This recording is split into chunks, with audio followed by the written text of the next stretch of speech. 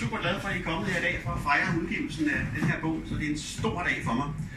Jeg vil egentlig bare starte med at sige et par praktiske ord, inden vi starter showet. Først og fremmest toilettet herude, hvis nogen har brug for det, og så skal vi jo sørge for i de her tider at holde afstand. Nu er vi ikke så mange samlet, så jeg håber, at vi finder ud af det.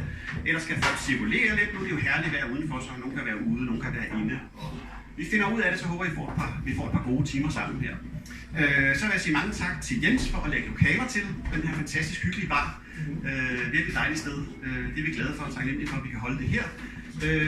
Og I har fået et lille glas, og senere hen så må I endelig købe alt, hvad I har lyst til at drikke. Jens har et godt udvalg, så støt stedet her, så vi kan få nogle flere arrangementer hernede. Det kan ende med, at nogen måske bliver stamkunder hernede. Det kan jeg anbefale. Det er også et godt sted at sidde og skrive i øvrigt, hvis man vil udvikle idéer, så det kan jeg også anbefale. Så tror jeg ikke, jeg vil sige så meget mere til at starte med, andet end jeg vil give ordet videre til min gode ven Emil. Emil, take it away. Tak for det. Jamen, jeg vil egentlig bare starte med at sige, at det er jo fantastisk at være her i dag til udgivelsen af Peters fantastiske bog, Vanens Humlebrøl.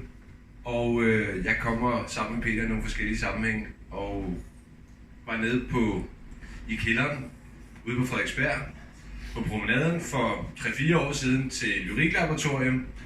Og mit første indtryk, Peter, af de ting, du lavede, var, at man skulle holde tungen lige i munden. Og havde lidt svært ved egentlig at forstå dybden i det. Og da jeg så lærte dig at kende privat og fandt ud af, at du er et meget reflekteret og velovervejet menneske, og du er jo ikke så lidt intelligent, har jeg jo fundet ud af i nogle sammenhæng, hvor vi blandt andet har kigget på matematik og andre ting i filosofiske salonger. Og det har været en stor fornøjelse at følge dig, og det er en stor fornøjelse at have med dig at gøre, Peter.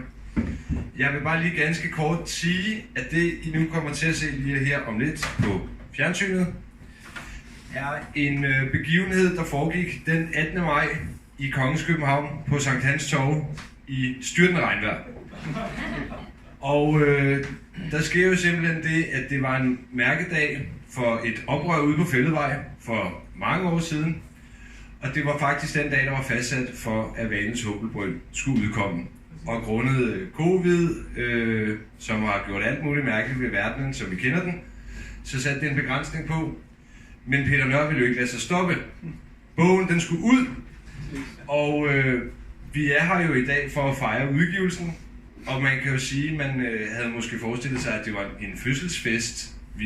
Det her er jo i virkeligheden barnedåben, fordi at I nu vil få lov til at få dokumentationen på, at Peter Nørre udgav Vanens Humlebrøl på Sankt Hans Torv i styrtende regnvejr den 18. maj 2020.